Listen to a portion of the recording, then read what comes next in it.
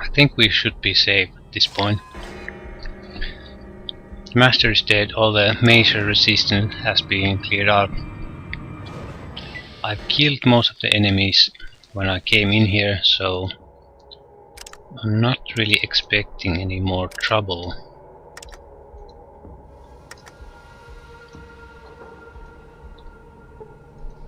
We have a little over 2 minutes left, that should be plenty.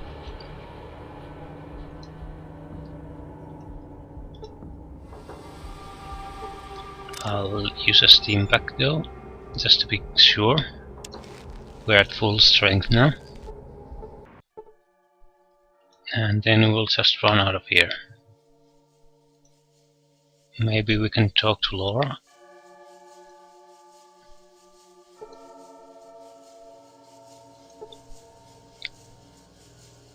Yeah, you really should go, Laura.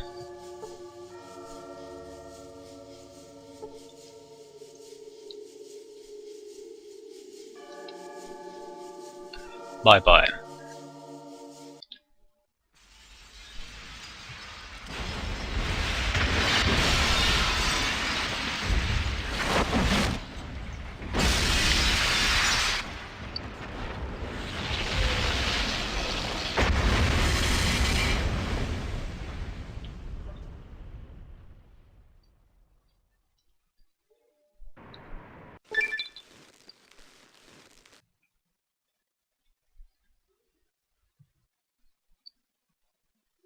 The death of the Master was the first major step towards ending his mad dream of conquest and enforced peace. But it is the destruction of the vats that neutralizes the mutant threat. Without the ability to create more mutants and enforce their harsh brand of justice, the mutant armies flee to the east, beyond the No Man's Land. The ghouls of Necropolis learn how to maintain the repaired water pump, and eventually rediscover many lost secrets of engineering. They form a business, selling this technology to other towns. The mutant armies, led into battle by the fierce super-mutants, destroy the followers of the apocalypse. Barely human carrion feeders pick over the followers' remains. In Shady Sands, Tandy helps her father Aradesh bring a new community and new life out of the broken remains of the world. They are responsible for the new California Republic, whose ideals spread across the land. Killian Darkwater takes firm control of Junktown, drives out the last of Gizmo's kind, and then enforces his own brand of frontier justice. Life is fair and safe under his law. The Brotherhood of Steel helps the other human outposts drive the mutant armies away with minimal loss of life on both sides of the conflict. The advanced technology of the Brotherhood is slowly reintroduced into New California with little disruption or chaos. The Brotherhood wisely remains out of the power structure and becomes a major research and development house. The hub disperses before the might of the mutant army and will never recover. Thanks to your persistence, the Raiders are destroyed as an effective fighting force and disband. None of the Raider survivors are ever heard from again.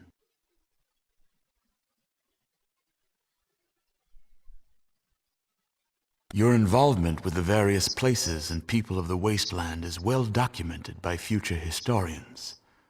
Only a single question remained unanswered. What happened to you?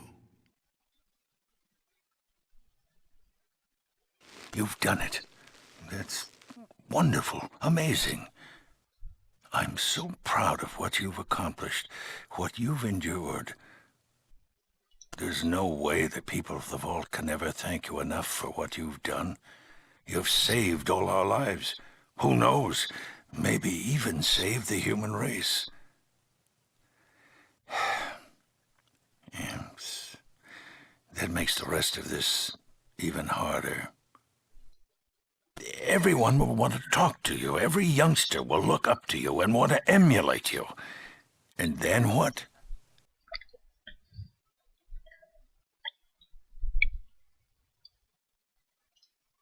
they'll want to leave. What happens to the vault if we lose the best of a generation? What if we are the only safe place in the world? You just gave us back all these lives. I can't take the chance of losing them. I've made a lot of tough decisions since I took this position, but none of them harder than this one. You saved us, but you'll kill us. I'm sorry. You're a hero, and you have to leave.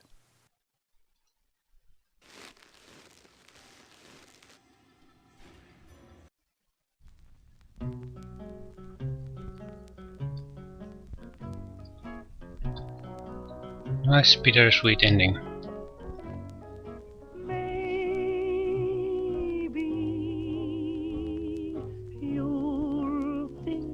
It might have been better if we would have actually known people in the vault in this game, get to know them, get to like them, since we don't really know anyone. And most of our dealings is with the Wasteland anyway. I think most people are okay with this ending, because they wanted to continue adventuring anyway.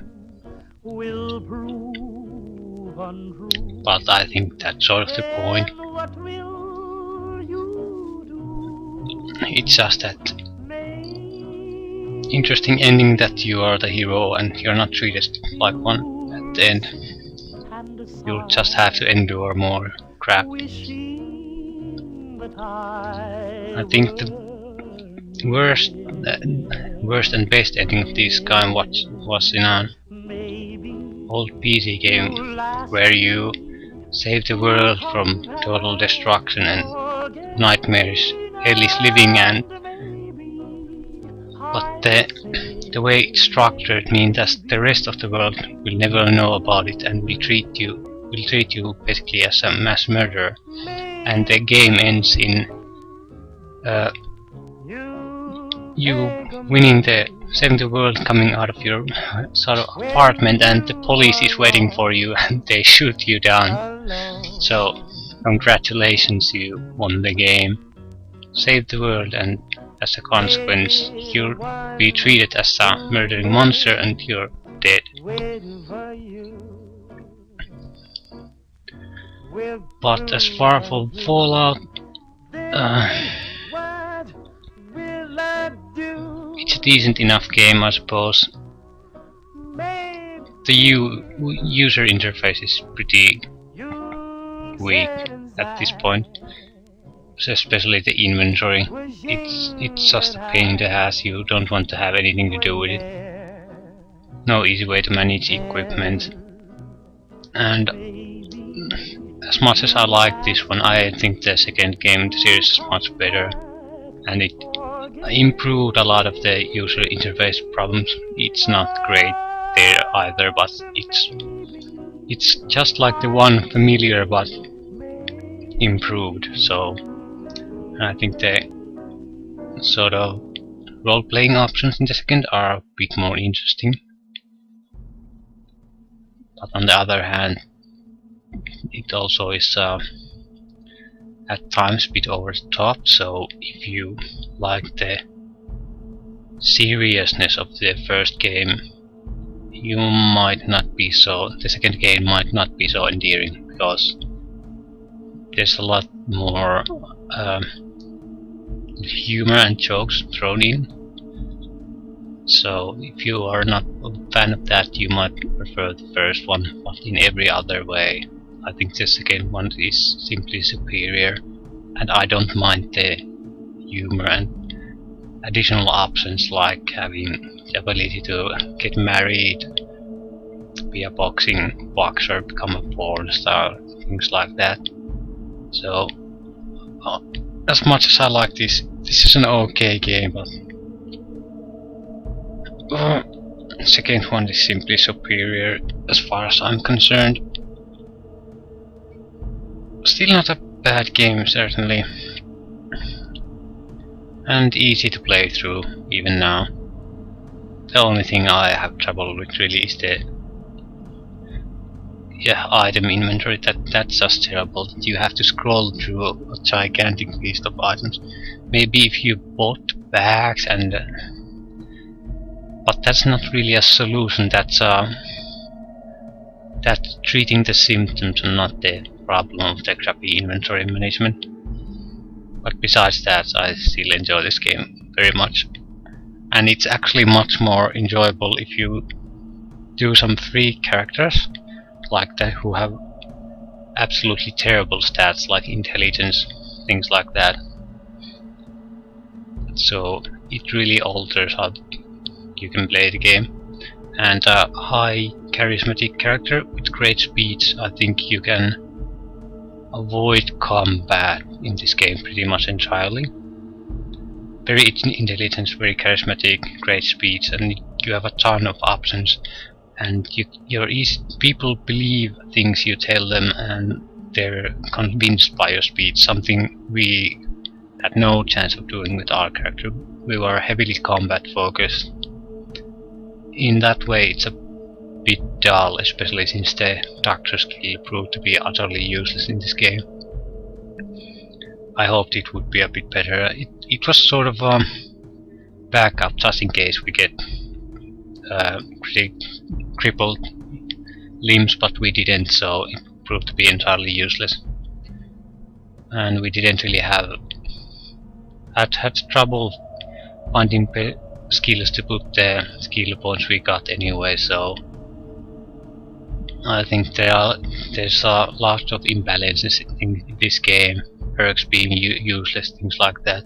So as I said before, in almost every department I think this is just an inferior game to the second one. Not a bad one, certainly still enjoyable, but inferior to the second.